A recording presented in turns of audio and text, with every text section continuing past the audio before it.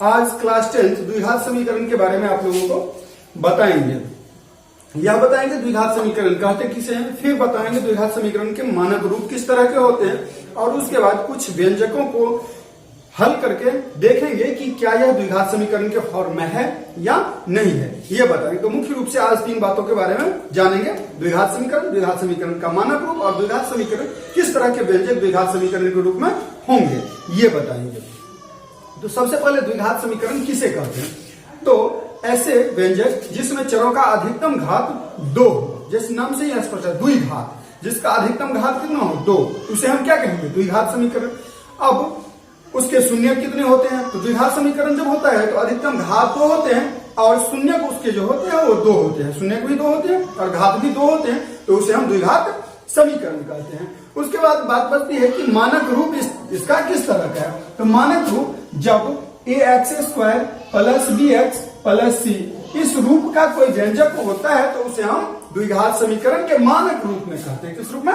मानक रूप में कहते हैं। अब इसमें क्या a का मान 0 हो सकते हैं? नहीं, a बराबर नहीं होना चाहिए 0, क्योंकि यदि a का मान 0 हो जाएगा और उसे हम x² से मल्टीप्लाई करेंगे तो वो 0 के फॉर्म में आ जाएगा और बच जाएगा bx प्लस c। तो इसमें यदि देखिए तो घात 1 हो जाता है, अर्थात यह द्विघात समीकरण के रूप में नहीं होंगे, लेकिन a का मान 0 नहीं होना चाहिए। तो इस तरह से हम आज जाने कि द्विघात समीकरण किसे कहते हैं। जब व्यंजक में अधिकतम चरों का अधिकतम घात 2 हो तो उसे द्विघात समीकरण कहते हैं, और मानक रूप ax² plus bx plus c। यदि कोई आपसे पूछता है द्विघात समीकरण में व्यंजक में चरों का अधिकतम घात कितना होता है? 2 होता है। ऑब्जेक्टिव में पूछता है ये क्वेश्चन।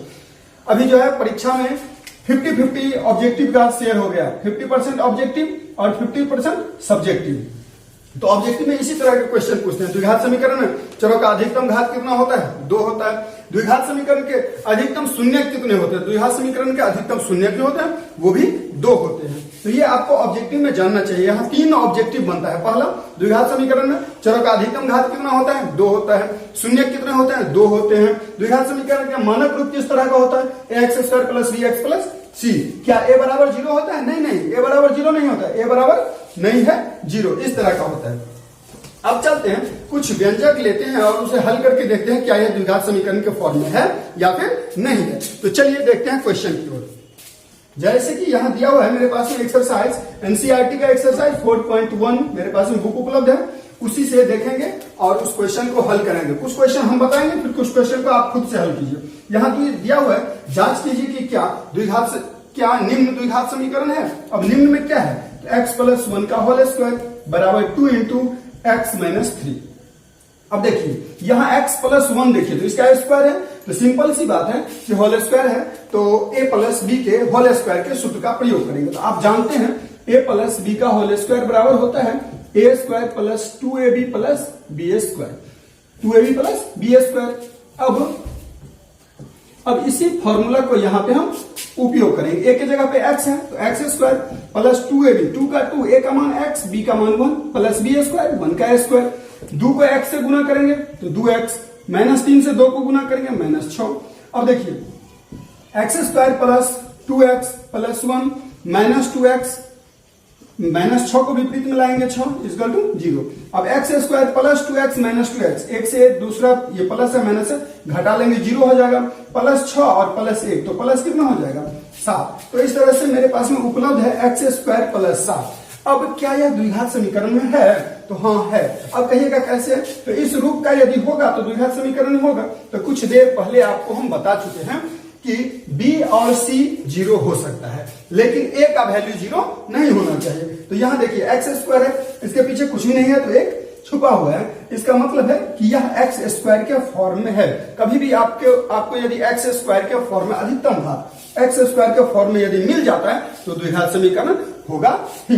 ध्यान रहे एक्स क्यूब और एक्स स्क्वायर है, या x के अतिरिक्त x से बड़ा यदि कोई घात वाला भी आपके व्यंजक में यदि मान है तो वो नहीं होगा द्विघात समीकरण में। ध्यान रखिए अधिकतम मान, अधिकतम घात 2 होना चाहिए, तो वो यहाँ पे है, इसलिए कहेंगे यह द्विघात समीकरण में होगा, यह द्विघात समीकरण है। तो इसी तरह से इसमें कुल मिलाकर के 8 प्रश्न दिए गए हैं, जिस 8 प्रश्न को आप खुद से हल कीजिए। कहीं पे जैसे यहाँ पे a प्लस बी का होल स्क्वायर है तो कहीं पे a प्लस बी का होल क्यू है, कहीं पे डायरेक्ट ऐसे ही दिया हुआ है और हल करना है। इस तरह के प्रश्नों का आप खुद से लेकर के हल कीजिए। यदि आपको कोई प्रॉब्लम होता है तो आप कमेंट में आप लिखिए सर फलाना नंबर क्वेश्चन, भाई फलाना नंबर क्वेश्चन हमसे नहीं बन पाया, आप बताइए, तो उस क्वेश्चन को हम फिर से बनाएंगे, वीडियो बना करके आपको देंगे। चलते हैं भाषा समीकरण का कुछ क्वेश्चन है, 4 क्वेश्चन है, इसमें से हम 2 क्वेश्चन आपको, एक क्वेश्चन हम हल करके खुद बताते हैं और एक क्वेश्चन आप खुद, 2 अतिरिक्त 3 क्वेश्चन जो बचेगा वो आप देखिएगा ट्राई करके, हो जाएगा तो ठीक है, नहीं होगा तो हम अगले दिन बताएंगे। इसमें देखिए दिया हुआ है एक आयताकार भूखंड का क्षेत्रफल 528 मीटर स्क्वायर है, यानी आयत का क्षेत्रफल कितना है, आयत का क्षेत्रफल बराबर है 528 सेंटीमीटर स्क्वायर, क्षेत्रफल है 528 सेंटीमीटर स्क्वायर, और यहां मीटर स्क्वायर था, मीटर स्क्वायर, और कह रहा है लंबाई चौड़ाई के दोगुने से 1 अधिक है। क्या दिया हुआ, लंबाई, क्या लंबाई चौड़ाई के दोगुने से 1 अधिक है। तो मान लेंगे, माना चौड़ाई बराबर x, इसीलिए लंबाई बराबर दोगुने, यानी चौड़ाई के दोगुने, तो x गुने 2 प्लस 1, 1 अधिक है तो एक क्या करेंगे, जोड़ देंगे तो 2x प्लस 1 हो जाएगा क्या, लंबाई। अब आप जानते हैं कि आयत का क्षेत्रफल बराबर होता क्या है, तो चूंकि आयत का क्षेत्रफल बराबर L गुने B, यानी लंबाई गुने चौड़ाई, तो लंबाई कितना दिया हुआ है, x 2x plus 1 into x, चौड़ाई बराबर क्षेत्रफल कितना 528।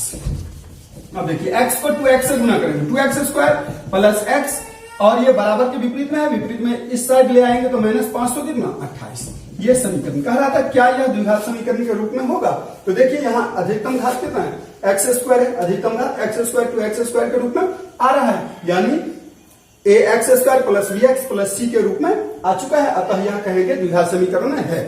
एक्सरसाइज 4.2 में आप लोगों को इसे हल करने की तरीका भी जानना है, लेकिन फिलहाल यहाँ पे केवल मुझे यह कह रहा था क्या यह द्विघात समीकरण के रूप में होगा, यानी द्विघात समीकरण के रूप में निरूपित कीजिए, तो मैंने द्विघात समीकरण के रूप में निरूपित कर चुके हैं। इसी तरह से इसका दूसरा क्वेश्चन है, 2 क्रमागत धनात्मक पूर्णांकों का गुणनफल 306 है, तो पूर्णांकों को ज्ञात करें। तो इसे हम बता देते हैं, कह रहे 2 क्रमागत धनात्मक पूर्णांक, माना प्रथम पूर्णांक बराबर x, दूसरा पूर्णांक बराबर x प्लस 1। अब दोनों का क्या कर रहे हैं, दोनों का गुणनफल 306 है, तो x इंटू एक्स प्लस 1 बराबर 306, x को x से मल्टीप्लाई कीजिए, एक्स स्क्वायर प्लस x को x 1 से, तो x बराबर के विपरीत में लाइए तो 306 बराबर कितना 0। ये भी द्विघात समीकरण के फॉर्म में है, तो ये भी आ गया। अब इसे आप हल कर सकते हैं, द्विघात समीकरण का जो फॉर्मूला है या द्विघात गुणनखंड, आप फर्स्ट एंड थर्ड मेथड से गुणनखंड पढ़े होंगे क्लास 9 में, उस विधि से आप इसे हल भी कर सकते हैं। यदि आप x का वैल्यू जानना चाहते हैं तो आप हल कर सकते हैं। वैसे मुझे यहां निरूपित करने के लिए केवल कहा था द्विघात समीकरण का फॉर्म, वो हमने निरूपित कर चुका है। एक्सरसाइज 4.2 का जब वीडियो रहेंगे तो वहां पे ये भी सिखाएंगे कि इसे कैसे हल किया जाएगा। आज के लिए इतना ही, धन्यवाद।